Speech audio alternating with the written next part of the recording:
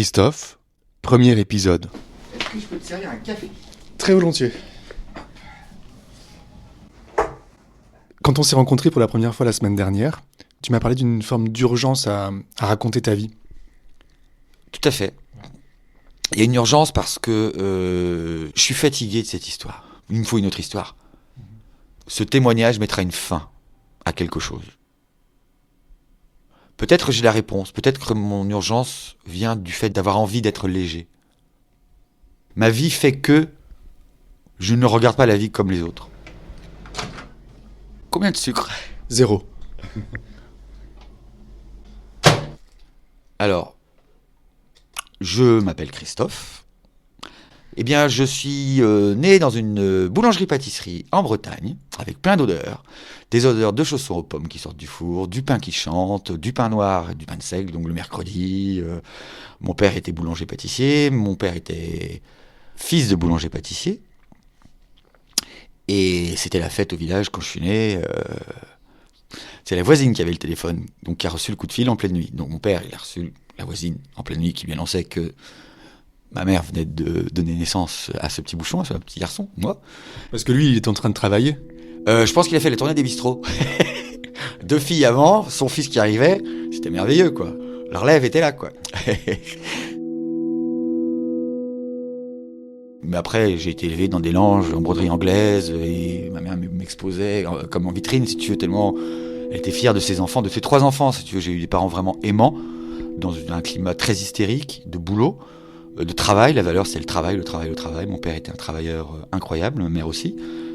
Mes parents étaient quand même un peu... voulaient se sortir, si tu veux, de leur maison, de leur situation sociale. Voilà, mon père était quand même né dans un milieu assez violent. Mon grand-père était alcoolique. Ma mère était née dans une maison en terre battue. Mais avec une ferme, mais avec un grand-père très, très ferme, très dur. Mon père, un jour, il allait livrer du son, donc à la campagne, et il a vu une belle brune qui ramenait les vaches. Et il a mis sa voiture dans le fossé.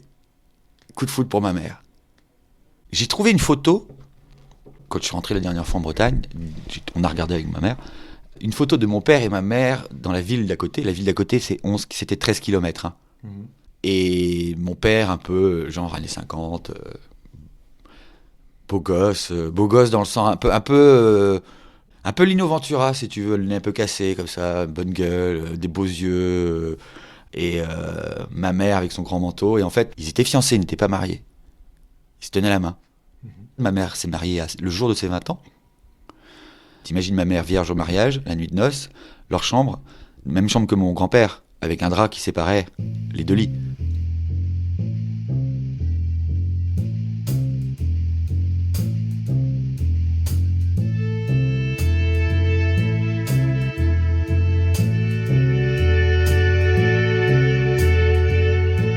Qu'est-ce que tu as reçu à la naissance ?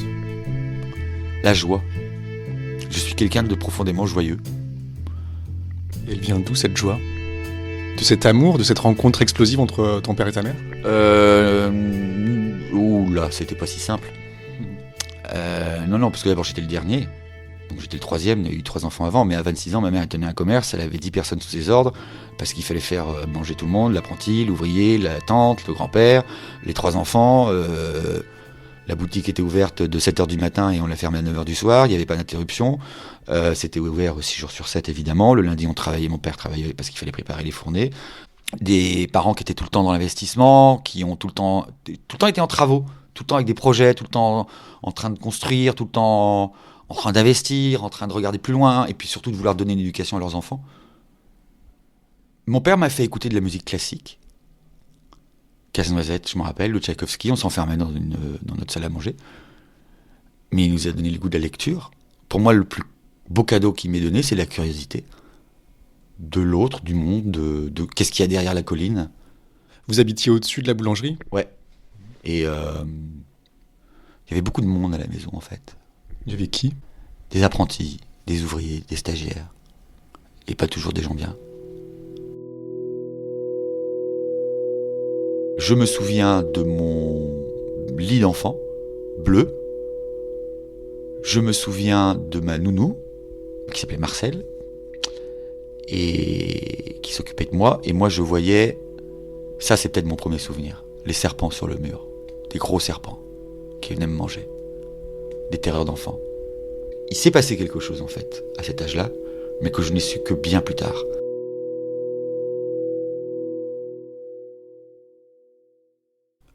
Je m'allongeais il y avait un toit plat au-dessus du fournil, je m'allongeais sur le toit plat et je regardais les nuages, je me racontais des histoires en regardant les nuages, mais surtout il y avait la cheminée.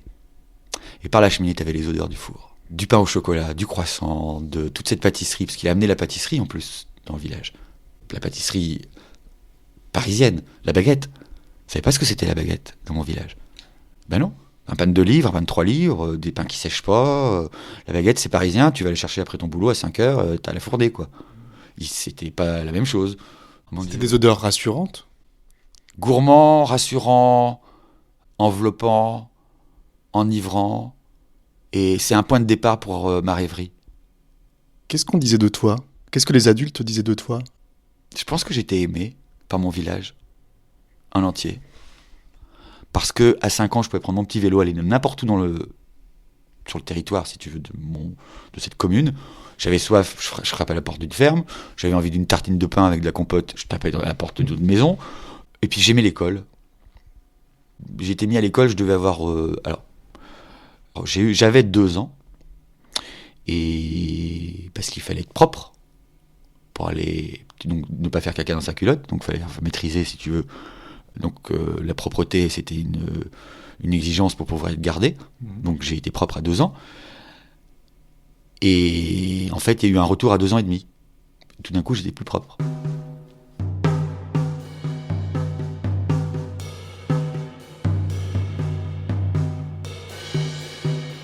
Déjà à l'époque, des copines, entourées de femmes tout le temps. J'étais chef de clan, chef d'une bande de filles, de petites filles. Mais j'avais pas de copains. Comment elle s'appelait? Florence, Sylvie, qui étaient mes voisines, et puis les 10 autres qui suivaient derrière, où on se racontait des histoires avec des fantômes, Lancou qui arrivait, donc Lancou qui est le gardien des enfers en Bretagne. Je suis empreint de légende, de Bretonne si tu veux, mais aussi je suis né près de la forêt de Merlin l'Enchanteur. Donc entre les menhirs de Carnac et la forêt de Merlin, si tu veux, il y a de la place pour l'imaginaire, quoi.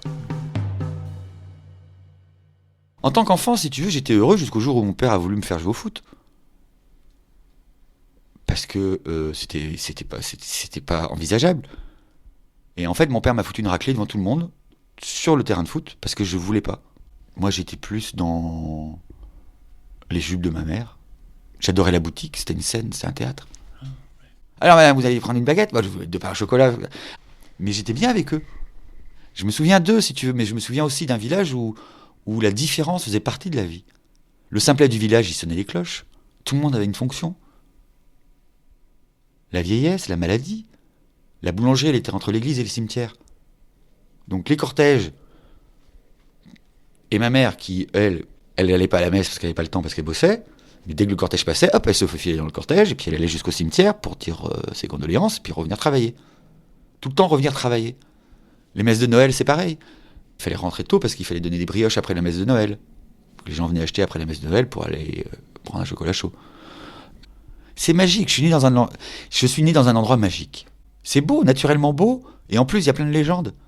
Toutes ces saisons, si tu veux, ces couleurs, ce rythme qui est donné de vie, de mort. Justement, je reviens à ça parce que finalement la mort, tu vas à l'église, tu vas au cimetière, mais tu retournes au champ après travailler.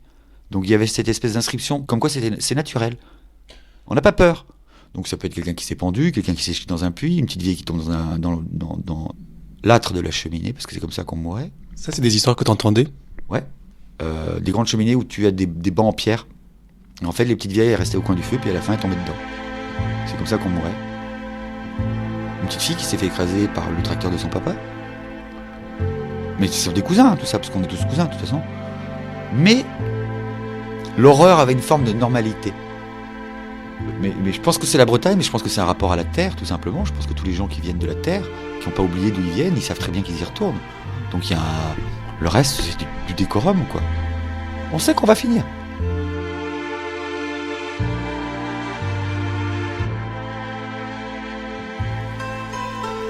avec Florence et Sylvie, et Véronique, une autre copine. En fait, on a monté un spectacle dans la salle des fêtes du village, de Bourg, où on entrait, toute la scène était bâchée de noir, truc de plastique noir qu'on avait trouvé, et deux grands candélabres que j'avais dû trouver au presbytère, et moi j'étais allongé comme sur un lit de mort. Donc on arrivait un peu courbé comme ça sur la scène, sur la... Je crois que c'est la danse macabre. Un corbillard avançait dans le brouillard. Donc tu vois, on arrive avec ça, et tout d'un coup, je me levais de mon lit de mort, et c'était Claude François. Ça s'en va, et ça revient. J'avais mes Claudettes. Sauf qu'après, mon père m'a dit, mais tu te rends compte quand même que... Bah, quand même... Les gens étaient un peu choqués. Hein. T'avais organisé un spectacle. Oui. Mais déjà, j'avais, je te dis, 8 ans. Besoin de m'envoler. Besoin de m'échapper. Mais je ne savais pas de quoi encore. Je pense que j'ai eu des parents aimants. Mais il y a eu un grain de sable qui a fait que ça dérapait. À suivre.